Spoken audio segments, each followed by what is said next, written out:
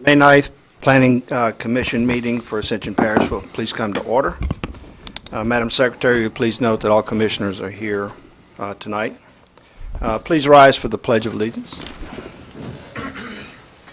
I pledge allegiance to the flag of the United States of America and to the republic for which it stands, one nation, under God, indivisible, with liberty and justice for all.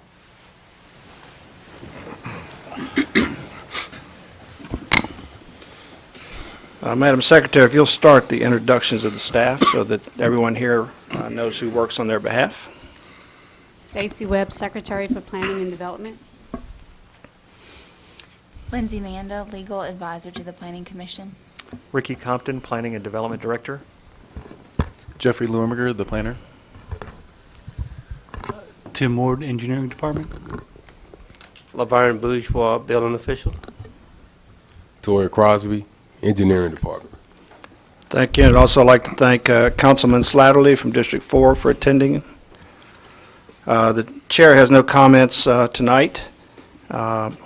Now we will have public comment. Madam Secretary, did anyone sign up for public comment period? Okay, there'll be no public comment. Next are items.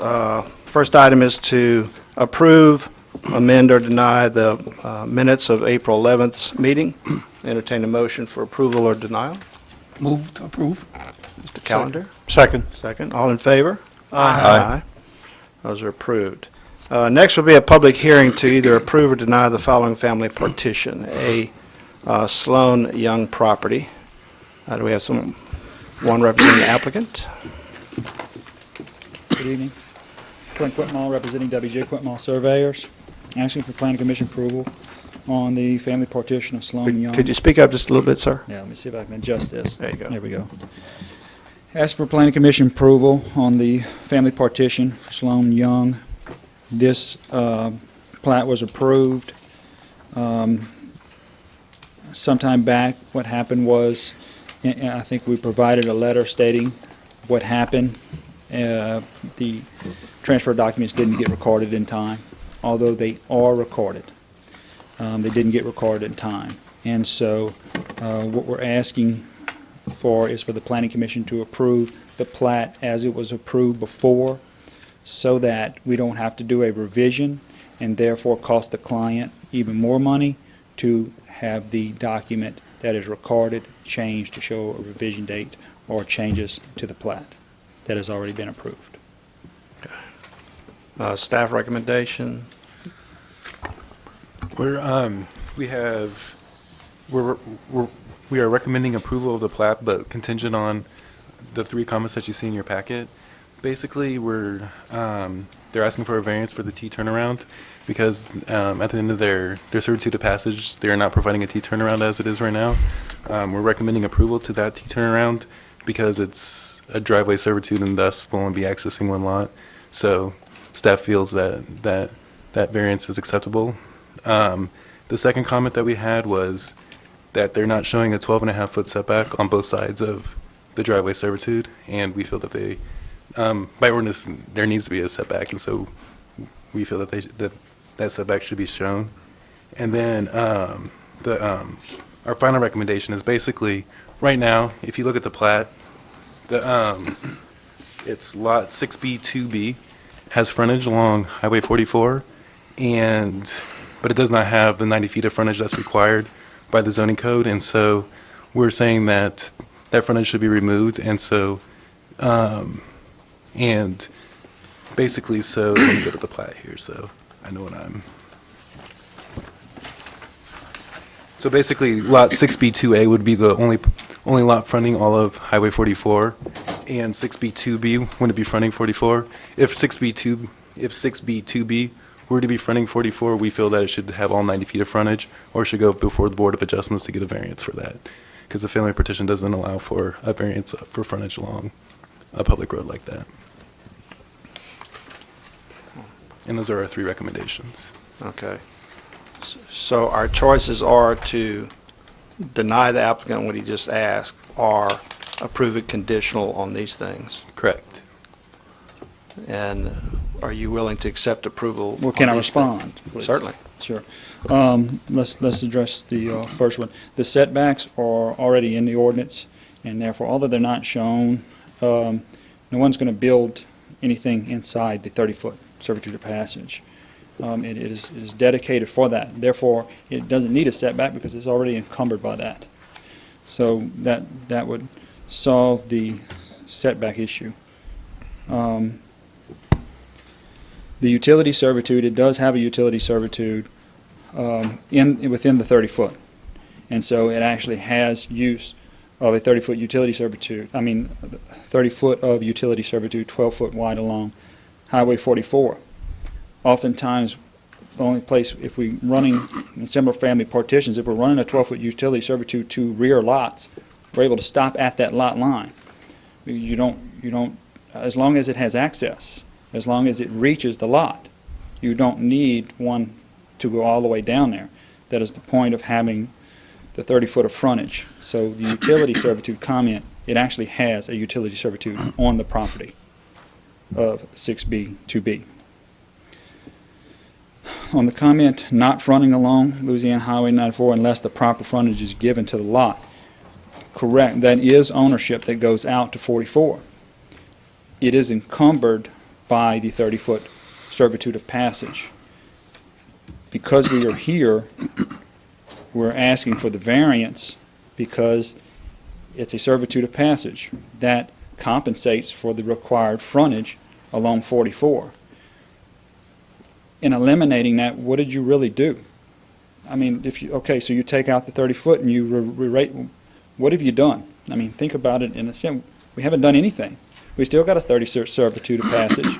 It's just that the ownership of 6B, 2B goes out to the road. You haven't accomplished anything if you took it out. Nothing at all. But what we do accomplish if we don't approve it as is we're going to cost the client more money at not their peril, but as it discussed in the letter of why they didn't get the recordation back in 90 days. Further comments from the staff? I've got a question to ask about the property, about the road frontage. Mm-hmm. What you would do with the redesign would be to stop 6B, 2B, basically at the back property line, and redo it and basically push the road frontage of 6B, 2A over. Yes. Then you'd give a 30-foot, If the 30-foot would Right of remain servitude. exactly where it's at. except it wouldn't be encompassed in the partition of 6B, 2B, I guess. That is correct.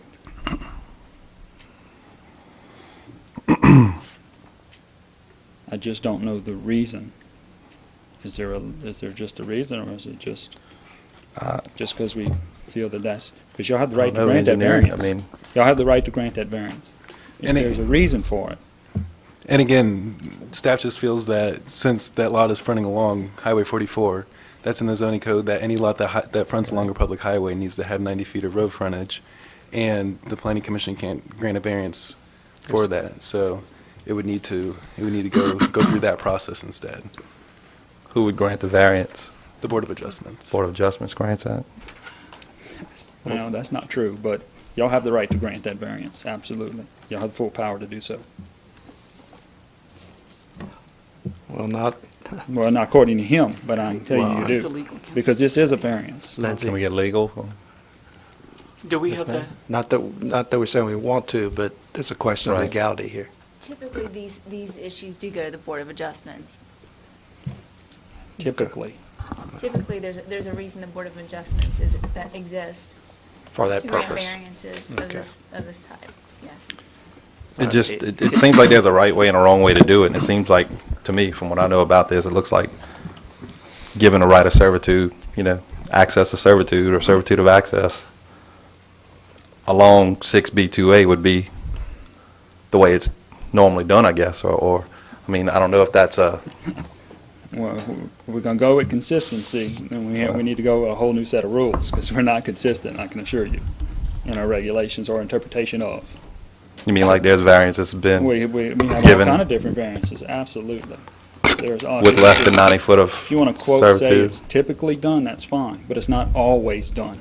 And that's what you want to make sure you make a note Well, of. there's an ordinance in place that says it needs to be 90 foot, so it's And not we have a meeting board that of adjustments to, to grant those variances. I mean, it's just So- not meeting that. Seems like it can be fixed by moving it over.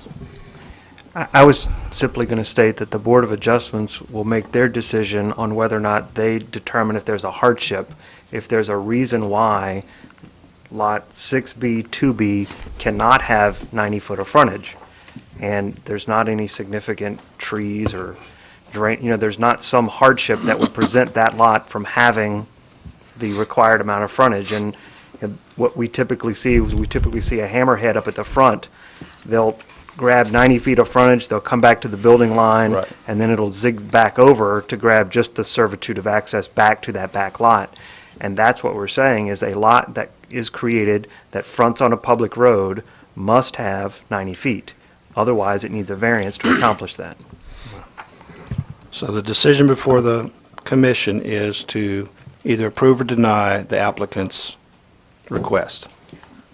You Yes, can- sir. You can approve contingent upon me meeting these things if my Yes, we can client do- approves it. Yeah, we can do that too, but I didn't understand you wanted to do that. No, if that's where we're at, it's going to cost my client money to re-record everything, there's no doubt in that. But if y'all feel that, yes, that is an option on the table for us. Mr. Chairman, I have a question for staff. Yes. Ricky, looking over the history of this action, the previous commission approved it with some stipulations. Have all of those stipulations been met? Because he came and he's asking us to approve it as it was approved prior to us. Have those stipulations been met? Yes, and then,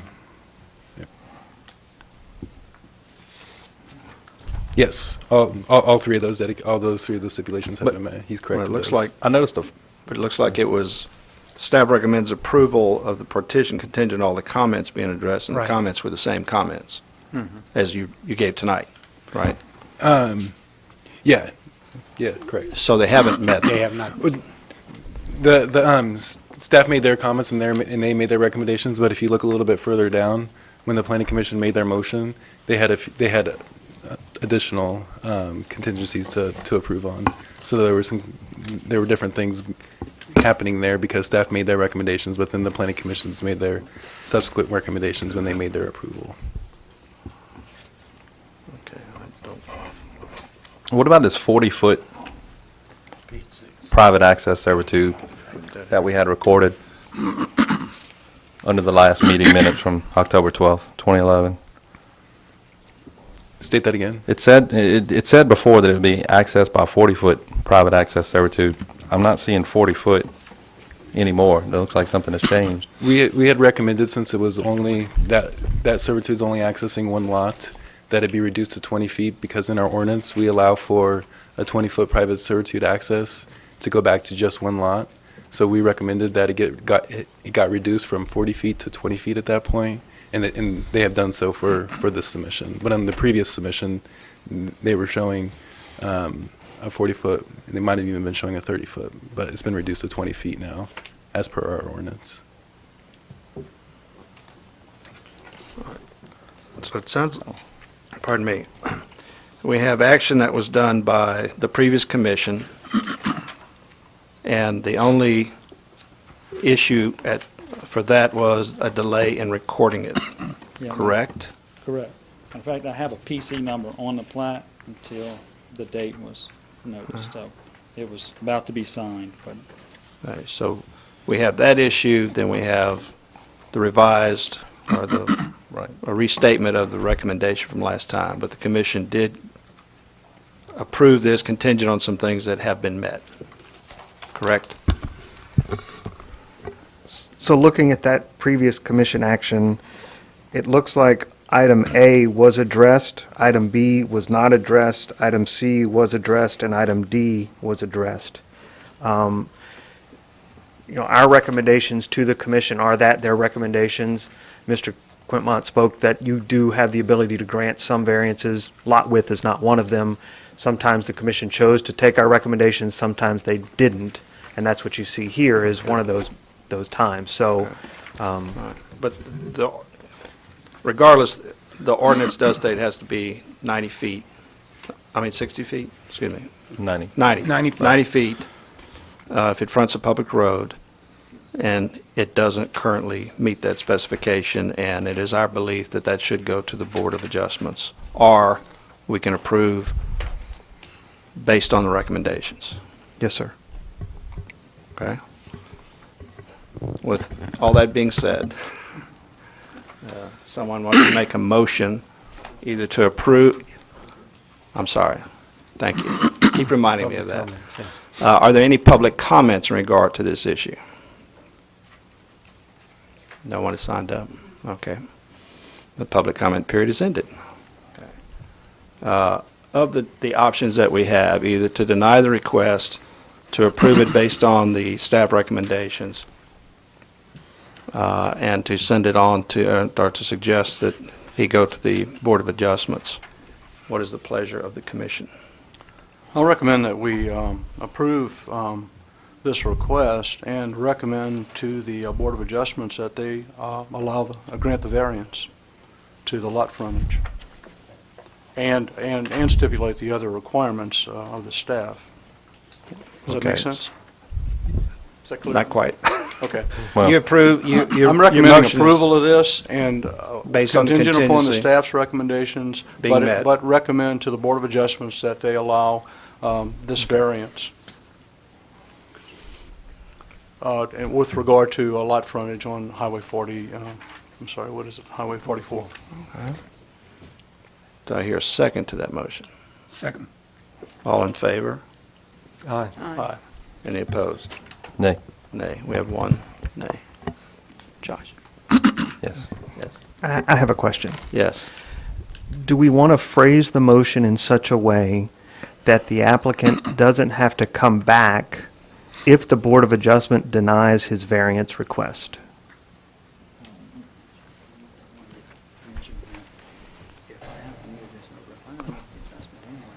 It should come back to us.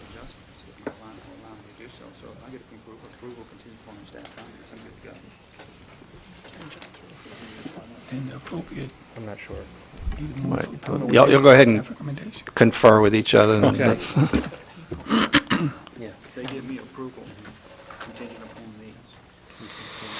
And that's this right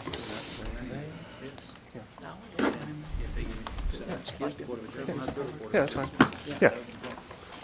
So the motion is approval contingent on either addressing staff comments or addressing staff comments and getting a variance from, because if he can just get his client to move the line or adjust that lot, then he's We're accomplished the good to goal go. anyway. That, Right. I agree to Yes. that. So That you changes the you motion. change the Yeah, motion that's fine. to incorporate what he said. That he doesn't have to come back if he meets the staff requirements. Do I So get moved. a second on that one? Second. Second. All in favor? Aye. Opposed? Okay. Motion passed. Yeah, thank you. I like that better.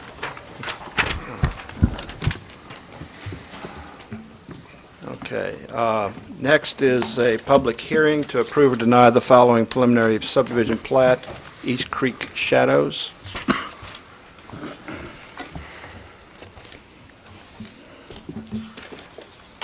Good evening. My name is Ross Berthelot. I'm a managing member of Germany Land Development, who is proposing this subdivision. Last, I believe it was July, we received approval for a preliminary plat for East Creek Shadows, which was going to be a 19-lot subdivision. I'm sorry, it was approved in June of 2011. And since that time, we have acquired, or have under contract rather, a piece of adjacent property, which will allow us to add 7 more lots to the 19 lots and get us to 26 total. So that's why we're here tonight, to see if we can get that approved for 26 total lots in East Creek Shadows. The previous approval was for a private road. This approval would be for, to dedicate to the public. So it'd be a public road. I believe we've met all the staff recommendations, and so we ask for your approval. If you have any questions, my engineer's here with me as well. Okay. Staff? We're recommending approval of the plat. We have two contingencies that we were putting under our recommendation. And the first one was to require that when houses are constructed in the floodplain, that no more than 18 inches of fill will be used to mitigate the floodplain development. It was the same recommendation that we had used last month. So basically, if they were going to go to mitigate their floodplain, they can't use any more than 18 inches, and they would have to use some kind of ulterior construction method to get it above whatever was required for the floodplain. Our second, it wasn't really a contingency. It was just more of a comment. When they first submitted it, they submitted this as a private subdivision, and so I think there was a proposal to have a gate, but the roads were going to be maintained by the homeowners association and not the parish. They're switching that over to a public subdivision now. So initially, they had submitted their homeowners association documentation, which is required under the private subdivision for the planning commission, and those homeowners association documents are not required for a public subdivision like this. But we did request that they give an updated copy of that just to reflect that everything had gone public at that point. And I believe we gave you a copy of that of those updated restrictions, just kind of for your information type thing. So. And if I may, we plan on abiding by the exact same homeowners restrictions, other than the road is public instead of private. So the square footage, the exterior building materials that we negotiated with the adjacent landowners last year, all that's going to be the same. And do you have an issue with the fill suggestion? No, that's fine. That's fine. I just had a question for staff. Is this zoned Crossroads commercial, Yes, the entire portion of the property is in Crossroads commercial. including the existing subdivision? That's The existing subdivision, I do not believe is zoned Crossroad commercial. The way the zoning, if you look at the zoning map, the way the Crossroad commercial kind of comes over and butts up against to that subdivision right there. So this portion of the this portion of the parish is zoned Crossroads commercial, but the original subdivision was not. I think to maybe add on to that, last year in June, the 19 lots that we had approved, those were on a piece of property that was zoned Crossroads commercial. This property to the south that we have under contract right now, that we're looking to add the 7 lots, I believe is MU2. So that's why we're not trying to ask for any variances within that zoning district, but the lots have to be bigger. So the lots on the south side of the roadway are bigger than the lots on the north side of the roadway. Can you, would you mind telling me how much fill you're anticipating on these lots? I believe we're looking at actually less than 18 inches. Less than 18? We dropped down towards Black Bayou, and I think at the most it would be 18. So 18 we're okay with You're this. okay with that? Yes. Okay. All right. Are there any public comments to be made?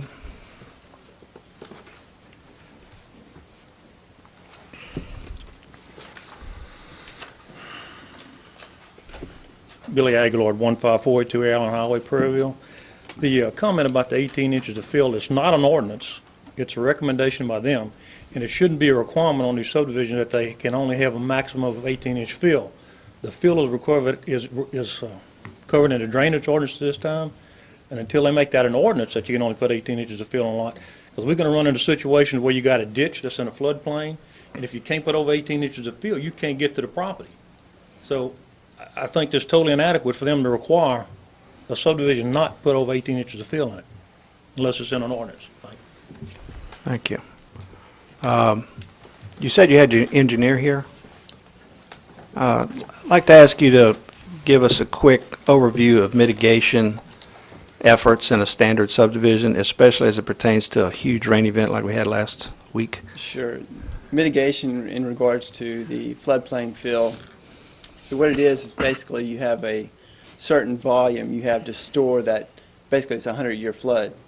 So you have that volume that's being able to, you're storing. So if you fill in that floodplain, you do not have that volume to store that water anymore. So to mitigate that, what you do is you provide that volume in somewhere else near the property to mitigate what you're filling in the floodplain. So really, the 18 inches would not, 18 inches, there's no magic about 18 inches. If you create the same amount of volume in a different location, it's going to store the same amount of water. Okay, thank you. Legal counsel, since we're going to have, we already have appeals before us on this issue, can we make approvals that are conditional on things like this? I would feel more comfortable if it was contained in an ordinance, if you're going to condition a development approval. Okay. I don't like that. Okay. It's very general as it is right now. It's a recommendation from staff. But I would feel more comfortable if, again, if it were an ordinance. you have to- Okay. Any questions about legal opinion? Okay. Chair will entertain a motion to approve with all the contingencies or approve without the fill requirement. I'd like to make a motion to approve without the contingencies, as is. I'll second it. Did you catch both of those? Needs a motion. Paul, seconded. All in favor? Aye. Any opposed? Motion carried. Okay, next is a public hearing to approve or deny the planned unit development final plat, Bullion Crossing, first filing.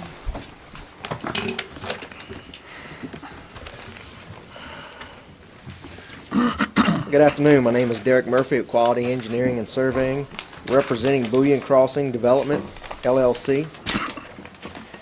Before you tonight, we're asking for approval on the final plat on the first phase of Bullion Crossing. This is part of 4 phases that is part of this PUD. We have finished construction. Punch list items have been accomplished. We have submitted the paperwork, and we're asking tonight for your approval.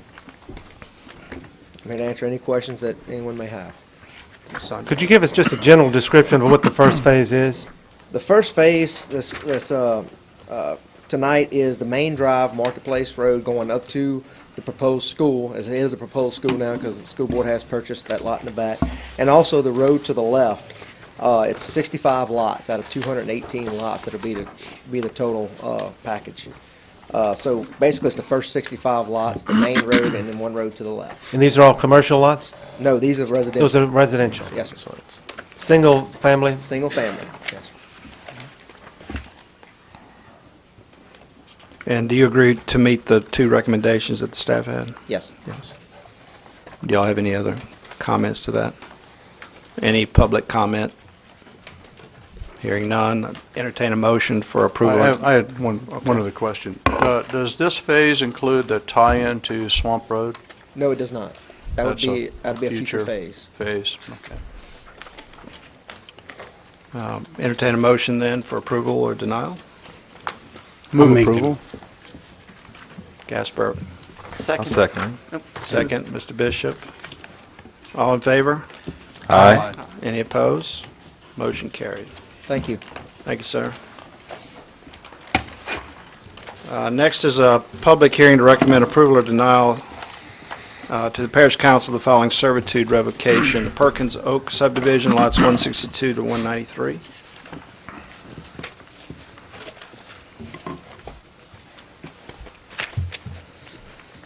Hey, my name is Jason Catchwell. I'm here on behalf of Perkins Oak subdivision, and we submitted a petition, I believe, back in November to revocate our servitude from a 15-foot to a 7.5-foot. And staff?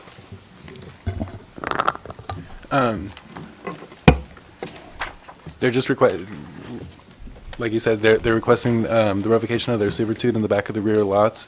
It's actually running from, they have the petition, so it's running from lot 162 all the way to 193 in the Perkins Oak subdivision.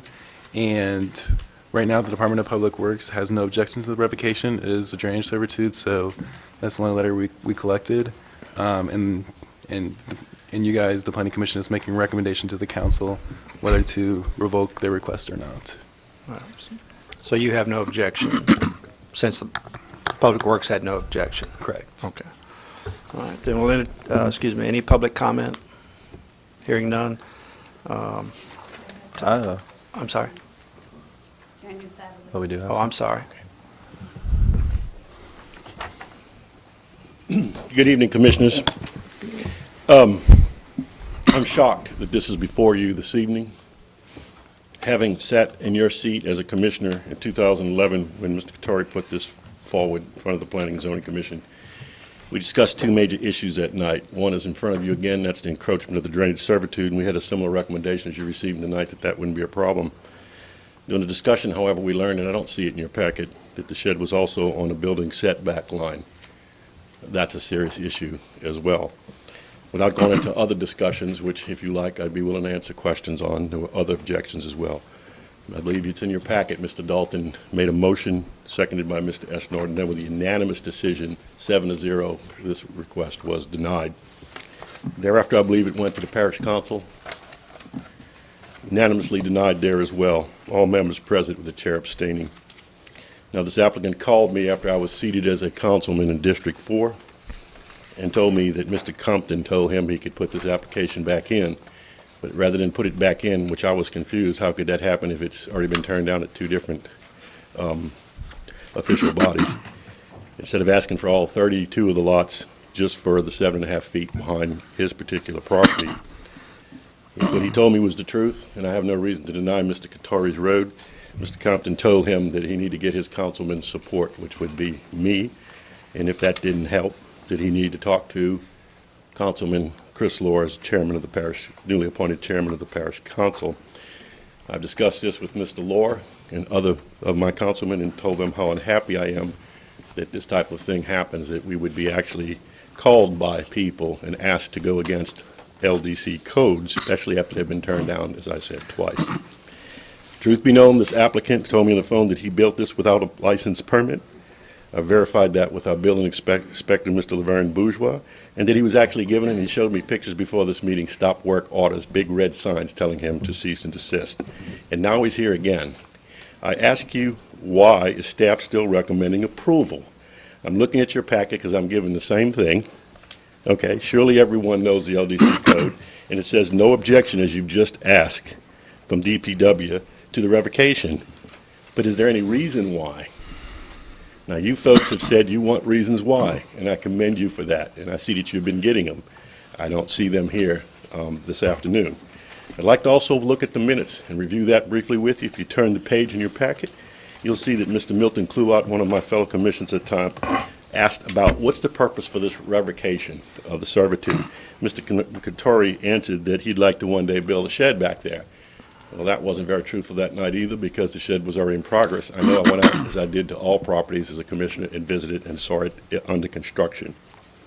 He said he wanted to, it says here in the minutes, captured in the minutes, if they'd ever want to build a shed in the future. It was said that the building setback, there it is, on these lots, is 20 feet. Therefore, you can't do it. Okay? We had a big rain event. You've just talked about that Wednesday at a meeting of the East Ascension Drainage Commission, which I also sit in as a parish councilman. We were given a map with 20 dots on it. Lots of people took water in those locations throughout our parish. That's what those dots meant, in their property. So in my opinion, this is the drainage issue, whether or not they say they got the room to get their equipment to clean those ditches out or not. There's problems. And if you give it to the whole subdivision, 30 lots, what's to keep anybody from just putting structures all throughout that subdivision into them drainage ditches? Gentlemen, I recommend you deny this application, and I thank you for your time. Thank you, sir. Staff comment? We have said for years that we follow basically the process that has always been followed for servitude revocations. There is nothing in the code. The code is silent as to what the process is. So when Mr. Catois asked us if he could go through this process again, when you look in the code is silent. It doesn't say you can or you cannot do it a second time. Therefore, we recommended that he speak to his councilman, that he speak to other councilmen to see if there's any support out there, because Councilman Satterley is correct. It was unanimous. They didn't even introduce the ordinance. They basically said, we're not going to act on this item. So we recommended he speak to his councilman. We recommend you speak to the chairman, speak to other councilmen, see if you can get support. Otherwise, you're just wasting your money and our time. Whether he did those things, that's not for me to determine, but we did present this item back to you just as it was presented the first time because we were given no new information. We do not make recommendations on servitude revocations. We allow the bodies that are over them to make those recommendations. The Public Works approval or lack of objection occurred prior to the rain event of last week, right? Do we have any idea what they would recommend today? Ricky, I have a question, Mr. Chairman. Yes, sir. Unless I'm missing it in my packet, it says nowhere where there's a building actually built. Was there any consideration for the 20-foot setback? Did they go get any? Can somebody fill me in on that? I'll attempt to explain the situation, what occurred in a time frame. We were summoned to this site on August of last year. When we got there, we seen a building was under construction. We actually put a stop work at the time. We later found out that there was no plan submitted. There was no approval to start construction. There were no permits. There was unlicensed contractors working on the site. We told Mr. Jason that he could go ahead and weatherize his building, protect his materials, not to complete the job as you go and see it today. So he continued on working on this, and in the meantime, he came to the parish and came to the Planning Commission, went to the council, as Ricky mentioned. He applied again, but in the meantime, he continued to work on the building as far as completing the job, completing the building, powering it up with electrical supply from his house on the electrical panel. He began holding classes in there for karate classes, which I started getting calls from the residents. And we told him it was coming back and that there was, was trying to follow the rules of it, but he continued to avoid the stop work. He took them off the building. I even put one on saying not to even occupy the building. All this led up to the fact that on the 21st of this month, he's going to court for an injunction for him to stay out of the building until this matter is cleared up. He frequently avoided any request for us to help him, or help himself rather, remedy the situation. So that's basically what went down. But the building was there at the time that he actually applied the first time. I have a question about the 20-foot setback. That is a separate ordinance, that's a separate issue? And under what authority is he violating an ordinance there? Right. There is. The 20-foot setback is where it's a zoning ordinance, actually.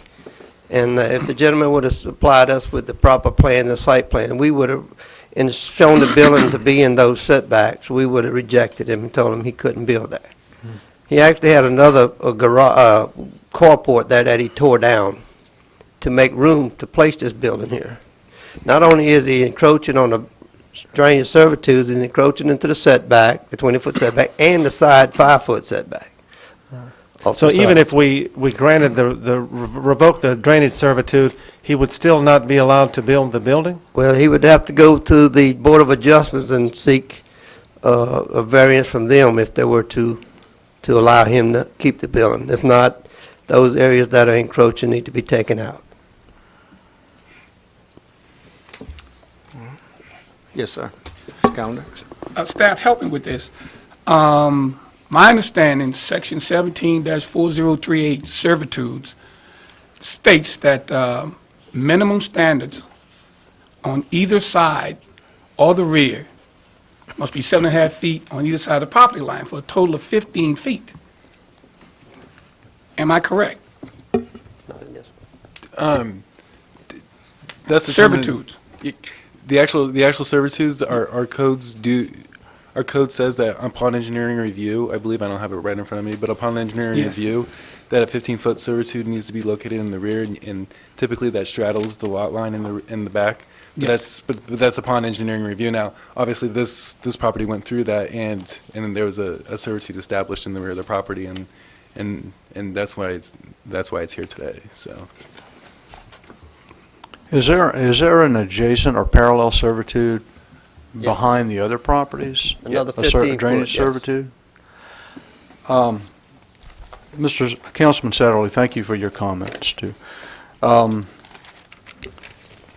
It sounds like, the entire neighborhood signed off on a request to reduce the drainage servitude, and Public Works has no problem with that. They obviously, for drainage purposes, don't have a need to have as much servitude as they currently have.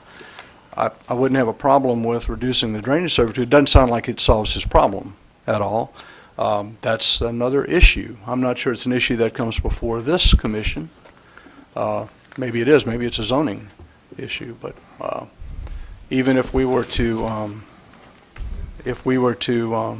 based on the support of the community, reduce the drainage servitude and with no objection from Public Works, he still has other issues to deal with, right? Okay. Which is code violation or servitude violation? the setback violation. Setback violation, okay. Chairman. Ms. Lindsay, at the previous meeting when we were presented with this type of application where you had names given by different lot owners, we were advised that each would have to file a separate application. Is that true in this case? So basically, we're looking at his application only. The other ones are not affected at all. They would have to come in and apply separately. Thank you. Okay. Thank you for that clarification. Mr. Slattery, I see you'd like to say something else. Yes, sir, Mr. Chairman. I don't mean to correct you. My name is Satterley. Satterley, I'm sorry. That's fine. My dad said, you call me anything, just don't call me. I think most people are used to calling you Doc. I didn't think that was appropriate either. If you're comfortable either way, sir. I want to direct your attention to the question brought up by Mr. Chafisi and also by Mr. Nizo about the adjacent property owners. When we sat on this, I said there were other things if y'all wanted to question me, and so thank you for doing that. Lot 162 to 193 is still listed on your first page, is it not? Take a look at your signatory sheets, and you'll see it stops at 191. In our packet, we had 192 and 193, but there were no signatures. I did some investigation about that because, hey, I do my homework. That's what college professors do. And I know the individual who is in charge of that property and would not sign. And again, maybe I misunderstood. Is this application for 7.5 feet for that entire length of that subdivision, or is it just for his house? Because that's what he had called and asked me to support, which I'm here to tell you tonight, again, that I don't. But be real careful if you think you have signatures of everybody that's happy with this. Thank you so sir. much. So, legal counsel, we could not give a servitude adjustment for all of those lots. We can only give it for his, or not. Yes, he's the applicant. Just one lot. And it's just a recommendation. Right, but it's only one lot, so we can't recommend anything for lots 163 on. Correct. Okay. All right. So, we need a motion to either approve or deny the applicant's, I'm sorry. You certainly. There is I did build a carport on my property. I did not get permits for it. It was a mistake that I had made. I was told I didn't have to have a permit for something I was replacing. But Mr. Laverne informed me that when I changed the footprint, I was supposed to have a permit. I went seeking of individual variance, and I was told that we don't give individual variances. As far as the stop work order, when they showed up the parish showed up at my house, the building was blacked in, basically. Just needed a little bit of siding put and shingles. Talked to Mr. Laverne, he told me I could weatherize it. I had Bill Rue come out to the house, look at it. He said he didn't see a problem with my building, where it was sitting, with the servitude revocation or anything, and that he said he did not see a problem with me bringing it to the next level of inspection, which means no insulation, no sheetrock. I haven't done anything else to the building besides paint to weatherize my building. So I did not keep working on it. As far as the, I'm sorry, I don't even know where I'm at now. As far as my building, it was, like I said, it was my fault I didn't get the permit. But I'm not the only person ever to not get a permit. I'm willing to do whatever it takes to try to right the situation. I talked to Mr. Pat Bell when he was still our councilman. He came out to my property, looked at the property, didn't find a problem with it. I had a meeting with Tommy Martinez, brought him pictures, brought him everything I could bring him to show him what I had done. I didn't build anything that would lower property values. I built a very nice building. Mr. Martinez called me back the next day, said that he had a meeting with Mr. Laverne and that they thought they had a solution to my problem. When I went to go see Mr. Laverne the next day, the solution was, in exact words, a lot of legwork on my part would be to get a petition signed, because we can't grant individual variances, but we can grant the entire road. So I was told to get a petition signed by everybody on my street. Now, there is 192 lots on there, or 100, all the way to lot 192. The very last lot, the house is in foreclosures and shambles. There's nobody there, but I've gotten everybody else's signature. And I don't understand what Mr. Sally is saying, because I knocked on every single door, and every single one of my neighbors signed off, except for the very last house. And I was told that because I had 99.9%, that would be, that speaks volumes as far as, you know, everybody was on board for the revocation. Now, it all started, I just wanted an individual, but this is where we're at today. So, Specifically, what lot do you own? 182. 182. Yes, sir. All right. And I am 12 and a half foot from my property line. Okay. All right, so entertain a motion to either recommend approval or denial of the servitude change for Lot 182. Mr. Chairman, Yes, sir. it appears from start to finish that just about every mechanism that was in place to regulate this was either overlooked or ignored. And on a previous meeting, in a previous case, similar to this, where there was an encroachment, I think at the time was partially put up building. We denied it, and I think based on those same principles, that this should be denied. And I'd like to make a motion to send a recommendation to the council that it be denied. Do I hear a second to that motion? Second the motion. Well, we have a second. Did you get the second? In favor? Aye. Aye. Opposed? Abstain. Nay. Nay. We have one nay, Mrs. Sanji, one abstain, Mr. Jafishi. So that's 4. So the recommendation is to deny. Now, what council, does he have any other alternative?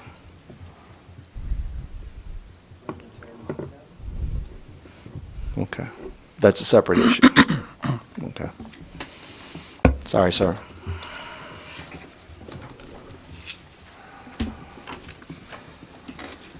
All right. Next is continuing public hearing to recommend approval or denial to the Parish Council of the following servitude revocations. Marjorie Amos Ronaldson, property, tract A1C.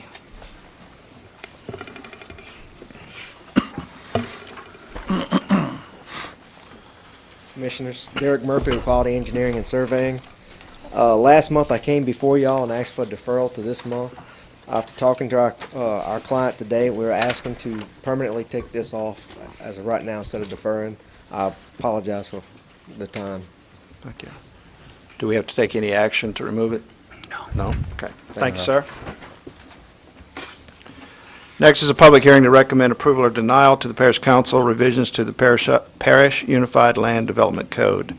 Appendix 4, Section 174032. Basically, today, you're holding a public hearing for the recommended changes to the Land Development Code, as you said, to Section 174090 concerning the definition of the simple division, as you had discussed at the last Planning Commission meeting. Oh, am I one ahead? Let me try this again. But we're basically holding the public hearing for the ordinance that we had discussed last week, and we're making a recommendation to the council for the ordinance, so we can send it on to the council for them to make a final approval or denial. I think we need a little bit more. Tell us what it, so that it's a part of the record, tell us what it was and why we're doing it.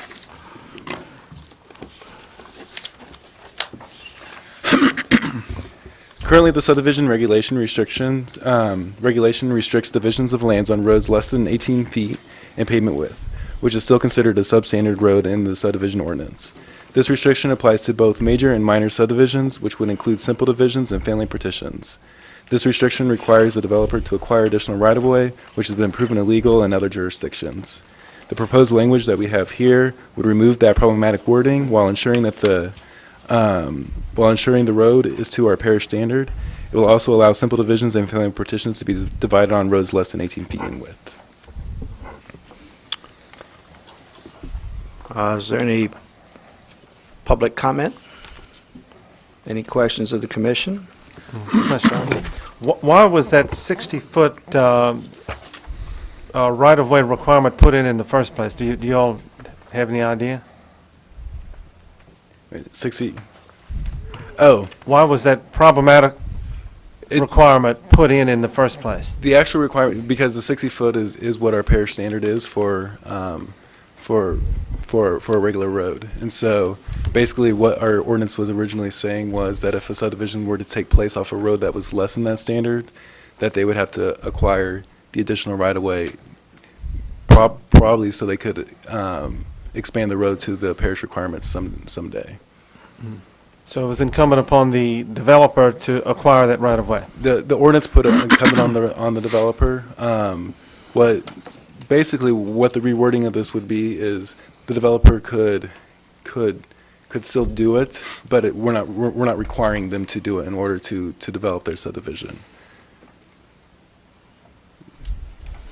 Basically, if they want to go ahead and subdivide off a road that's less than parish standards, then they would have to, then they can't do it. But if they were enabled to somehow make that road to parish standards, then they can go ahead and they could possibly go ahead and do their subdivision off that road.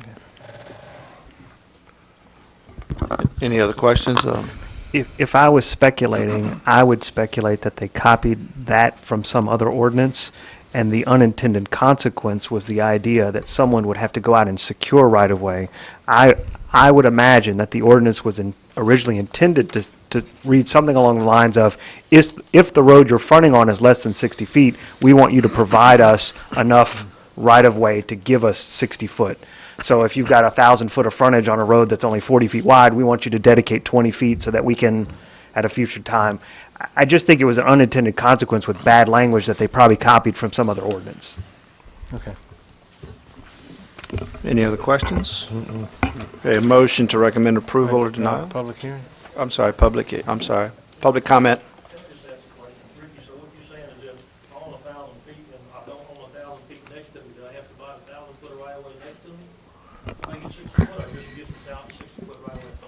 We're removing the language that says you have to acquire any right-of-way.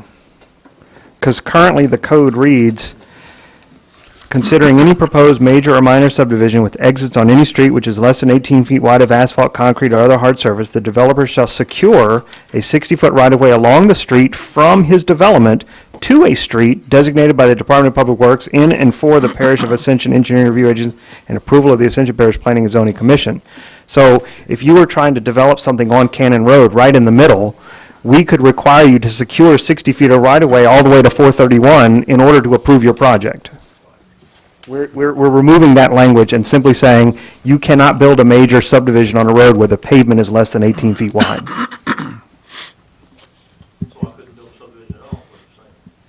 You couldn't build a major subdivision. on a road More than that's eight less than lots. 18 feet wide. But it would still give him the With option. more than 8 lots. 20 lots. No. No. You said 4 lots? A minor subdivision is less than 20 lots. Oh, less than 20 lots. Okay, I was taking this 8 lots or less.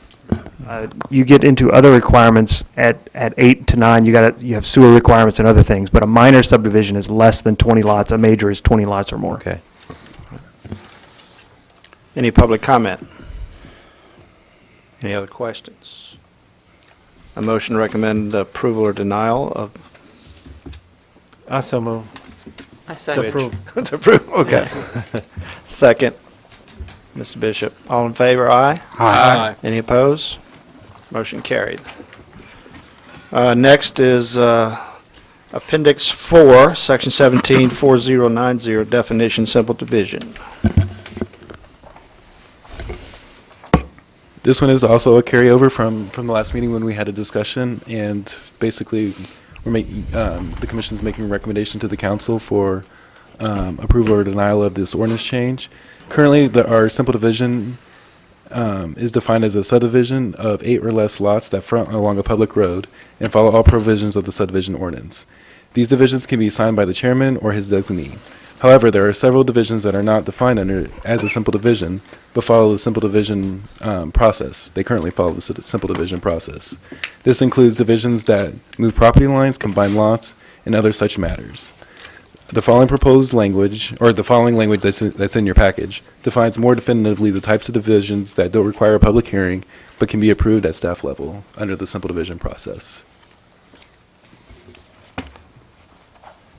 Any questions? Yes, sir. Quick comment, I just noticed a typo. It's section 17-40100. It's not 17-4090. So when you make your motion, just if you make it in an approval fashion, that we amend that number. Okay, I'm sorry. For what? For 17-40100. Okay. Any public comment? Hey. Hearing none, no further questions.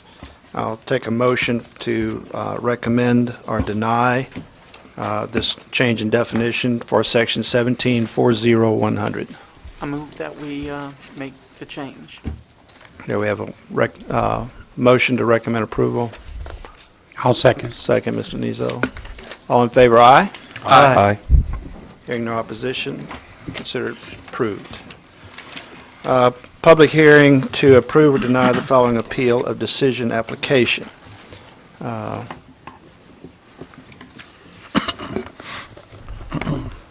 First is River Landing preliminary plat.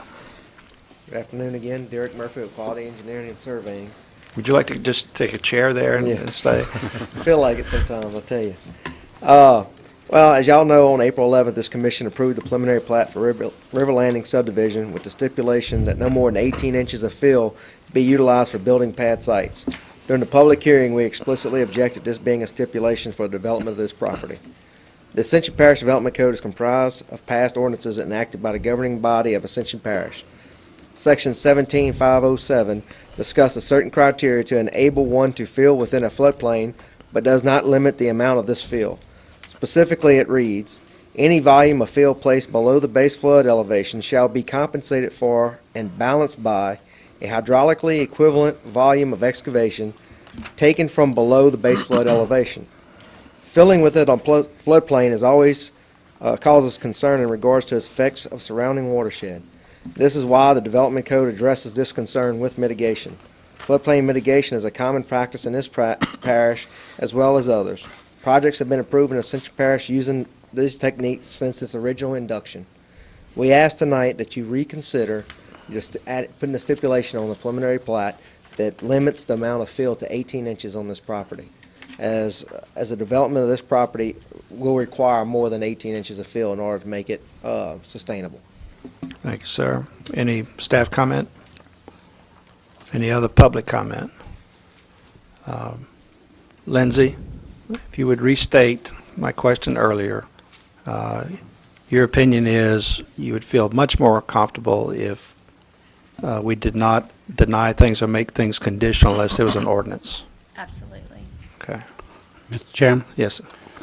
Over the past few weeks since that last decision was rendered, I've done some checking into it, and I could find absolutely nothing that would make it even a recommendation where the developers it would be necessary for them to use piers. At this point, at some point, I believe we're going to get to the point where that will possibly be a requirement, and it will be discussed. But I think at this point in time, since we have nothing, and based on our personal legal opinions here, and others that I've been able to get over the past months, I think at this particular time, we would be putting an undue hardship on any developer until we decide whether or not we're going to make this an ordinance. And so at this time, unless there's some further discussion from other members. I'll accept the motion. I just want to make a comment. I appreciate the staff's recommendations, and I understand what the intent of that was, and frankly, I agree, although I objected last month to, not necessarily this particular one, to another one, that we restrict the fill to 18 inches, but I do believe in that philosophy. And I do think that we do need to address it as a commission, and the council does need to address this issue.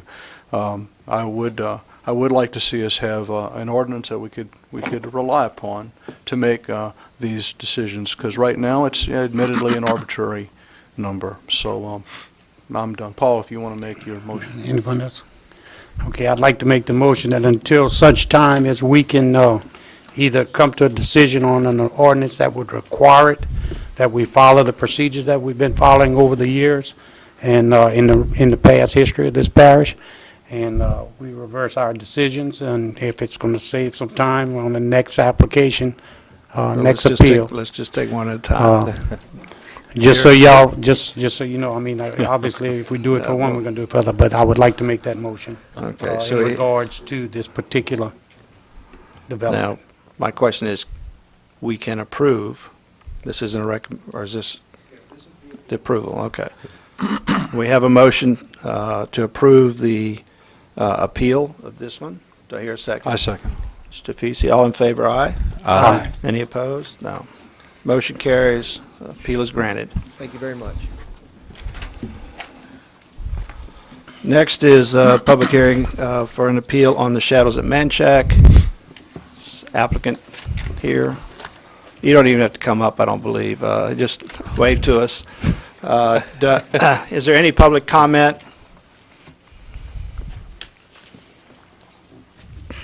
Billy Aguilar again. I know what the intent of what Mr. Compton and them is trying to do. And I don't really think it's the 18 inches of fill on the lots. I think they're having problems with streets where they got 4 and 5 foot of fill under the streets. But that's an engineering problem that they need to assure that the streets are engineered properly. That if you got to have 6 foot of fill and it calls for lime underneath the roads, then they may need to put lime in every lift to build it up to 6 foot. That's an engineering problem. It's not necessarily a fill problem. And I think that's what the biggest problem is the road's not holding up with 6 foot of fill underneath it. And I think this is, again, something needs to be addressed and needs to have an ordinance passed to make the roads designed to appropriate engineering standards so they'll hold up. Anyway, thank you. Thank you for your comment. I would suggest, however, that given last week's rain and some of the others we've had, there's probably other issues besides just the roads in moving water in this parish. But I think we need to address it with some engineering. I do agree there. So do I hear a motion to approve the appeal? I'd like to move to approve the appeal. Second? Mr. Bishop? All in favor? Aye. Aye. Motion is carried. Thank you. Great job, by the way. That was a stirring speech you made. Staff report, alternative construction methods for mitigation. And this kind of, I mean, this goes right along with what we've been discussing. For the most part, last week you had asked us to do some background checking on the floodplain situation and different ways that I've gone about doing it, not only in other parishes, but what's better for engineering. And in your packet, we put some research together, and basically it just kind of gives you the background on the floodplain and the floodplain situations and how they all function within the within the system. They're designated by FEMA, the Federal Emergency Management Association, which allows the parish to regulate development occurring in those areas. Because the parish has chosen to regulate those developments in the floodplains, we participate in the National Flood Insurance Program, which the more restrictive you get, the lesser amounts of insurance rate that everybody gets on their home insurance. Currently, our ordinance requires all structures to be elevated a foot above base flood elevation, which is the amount that FEMA has designated for the floodplain, while ensuring that no adverse impact by new development is caused by that new development. Any further restrictions will allow homeowners to gain a cheaper rate on their flood insurance. The commission basically, after going through everything, staff feels that those restrictions based on our code of ordinance. Let me try this again. We have basically provided you with response for the amount of fill that we should use in our floodplains. We have also provided examples from other parishes, if you look on those pages from their different ordinances, and basically it kind of goes to say what their minimum fill requirements for what they have in their floodplains, and to that's kind of a more or less thing of what they do, because there's a lot of different restrictions when they have it. But for the most part, all of them require a minimum amount of fill within their floodplains. And I sent you a link earlier this week also with all this research, and in that link was linked to all those ordinances. But basically, the general recommendation for the area is that there's no more than 24 inches of fill that are used within the floodplains. And that varies with the type of structures, the roof lines of the structures, the slope of the fill, the point of elevation that is used when it's measured. There's a lot of different requirements that all those ordinances use, and you can go back and look through those ordinances and see more or less what I'm talking about. But at a minimum, most of these parishes, and quite frankly, we're one of the only parishes that don't. The parishes that actually require that it go through engineering review, that a fill mitigation plan is provided to the parish engineer when fill is placed within the flood zone. At a minimum, for the most part, that is pretty much what all parishes do. And in addition to having a minimum amount of fill that they're allowed to put in those floodplains. So after putting all that together, we basically are recommending to the Planning Commission that you look over those materials and you consider drafting an ordinance with those similar restrictions, and recommend any changes to those, and we have a public hearing here and then move those recommendations onto the parish council. In places like Jefferson Parish and Mandeville, if they do more than, when they hit 24 inches, do they go up on piers as these designs? Yes. Pictures? And again, I mean, and I have to go over and look at all the specific ordinances, because, I mean, they all vary, but for the most part, they require they require a minimum amount of fill and whatever I listed in the packet, and they also require that it go through an engineering review and a fill plan or a fill development plan of some sort gets put on whenever they have to place that fill in the floodplain. So it's kind of it usually provides both, but for the most part, there's that minimum fill requirement. And does our parish engineer review the mitigation plans and approve them? Right now, we have no fill requirements. When Phil's moved in. We do? Yeah, we. Oh, okay. But not individual lots. Individual? Right, so I'm going to hold up my fancy Post-it note. This is from about 24 months ago when we first hired our floodplain manager. We sat down and we talked about how would we best manage fill in this parish. And if you were to divide the parish up into a bunch of puzzle pieces that have been defined in the past through studies, and you call each of those a watershed. And when we receive a plan, the engineering department would then be responsible for determining what watershed that plan is a part of. And then at that point, the developer who is digging ponds as part of a development, or perhaps they're just digging a pond to sell credits to someone, could then, the engineers would then determine how much mitigation credit is available in what they're digging. Is there mitigation credit just to accomplish the development that they're proposing? Are there excess credits that are going to be available to sell?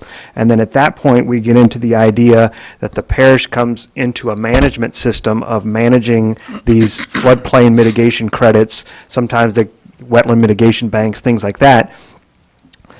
But the only way to get into that business gets into fill permits, which we don't currently do. Joe Sandomal can go out and put dirt on his property right now. We don't know where that dirt came from.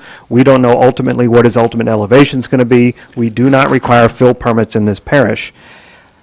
That is part of this process. If we're going to get into this business of limiting fill in the floodplain, we need to know when fill is being moved around this parish, where it's coming from, where it's going, whether or not mitigation credits exist from where it's coming, and whether there's going to be an overdraft of where it's going. But that's part of this process, and it's something that is not going to be a simple task, and it's not going to be a short draw. But what we'd like to do is put together something based on this list of ordinances that our floodplain manager found that are currently existing in the state of Louisiana, probably just take some best practice tips from this, and then look at the other idea with the fill mitigation credits and how that works and how we could implement a system like that. Because I have no doubt that there are some developments that probably over-design their stormwater, and there's probably some that, based on the amount of land available and the amount of floodplain that they're encroaching, it's probably under-designed. So I think that there's probably a way of balancing this economically as well as physically. After mitigation of a major subdivision, the plan is done. Does anyone ever go back to see how it's actually working? Typically, no. I mean, if there's a flood event, like we had in the last week, I drove around McCrory Road 1 and 2 about 14 or 16 hours after, and the water had all receded. Everything drains, but it's that flood event when it's coming up that, until that subdivision is built, what we can tell you is based on what they submit to us, the problem won't get worse. But our code doesn't require the problem to improve. Their development isn't required to solve that flooding problem. They're just required to not make it any worse. It looks like it's stated pretty clear in the ordinance that the way that the floodplain sits now, that if you are going to add volume under the base flood elevation, that you have to maintain that volume within that base flood within that watershed. You're just moving dirt around. It doesn't matter if it's 18 inches or if it's 3 foot. Whatever you have to do to achieve that, it doesn't seem like it matters. Like we would need a maximum or minimum fill requirement, as long as you meet those, I guess, requirements of the volume being displaced to get up to base flood elevation. You're not affecting, I guess, the volumes of the watershed at all. I mean, below the 100-year storm. It almost just seems like there's no need for putting a minimum fill, or it's already kind of clearly stated in the ordinances that we have. I'm kind of confused on all this, and I understand why there's a need for it. That's why we're talking, because I think there's a lot of confusion. Yes. I just wanted to make a comment. The reason that we talk about it is because it's not as simple as just limiting the amount of fill. I think one of the things we really want to do is discourage development in very low-lying areas of the parish. If you've got to put 4, 5, 6 feet of fill on a lot, you have to question whether that's a wise thing to do. One of the things, one of our, what do you call our 10 principles that we follow, one of them Number is 7. to try to come up with something to limit the development in those areas. We haven't come up with it yet. I guess the we peers. can come up with something to discourage it, and it might be if you have to put over 24 inches of fill, for instance, and you have to build your home or your structure on piers, and maybe that is what we'll come up with. I don't think it's as simple as that. I think the gentleman from either Quality, or are you with Quality? Or with the river, made a good point, and that was, it's not as simple as just how much fill do you put on the lot. Does the roadway drain? Every situation is a little different too. I'm not sure we can come up with a blanket. I'll agree with that. Yeah, a blanket suggestion, but I think it's incumbent upon us to come up with something. And I'd like I'll ask the staff for more information. Thank you for what you provided. It's very helpful, but I think we're going to need more information, a little more study on this. I'd like to see it done as quickly as we can, but I think there are some things that we can do that make sense at least. And it probably will include limiting the amount of lift. Right. Yeah. I think it'd be helpful too, as we talk about this, that if we have a flood plan manager in the parish, it'd be good if that person made a presentation at one of our meetings. She just put in her 2-week notice, so we'll be replacing her. And there's too much fill in the parish. Is that it? Yeah. Rain pushed her out. When you get the person, you know, let's even if it's somebody from the outside, let's ask others, like, why not contact somebody from Mandeville, Jefferson Parish and have them come in here and talk to us? Let's ask for help and take a look at it. I think this is a long-term issue, but we're going to have to address something. Otherwise, some of that dirt's going to be down in another parish. But And just to kind of help you, if you look in that link, I don't know if anybody went to that link and looked in those folders, and because I know a lot of things were there. But if you go to the, I think it says ordinances or something in that link, and if you look at those, I've labeled every city that and every parish in the area that has a similar ordinance, and because of paper restraints, because I mean these are 20, 30 pages of ordinances, but if you scroll through them, all the highlighted areas are what deals with this information. So I know it can look like a lot of information, but we've gone through and just highlighted the information that deals directly with this. So if you just want to go there and just look and look what other people in the immediate area have also done, that might be helpful in making that decision too.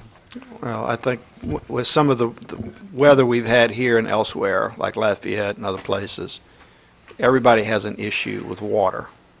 And I think we need to reach out and have, talk to other folks and ask them to come in and say, what have you learned? I mean, we all think we know a lot until the next flood.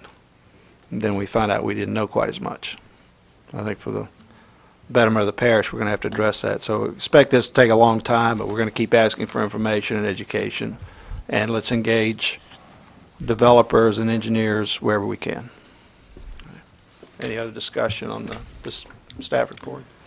Okay, next one, the drainage design for 24-hour rain event.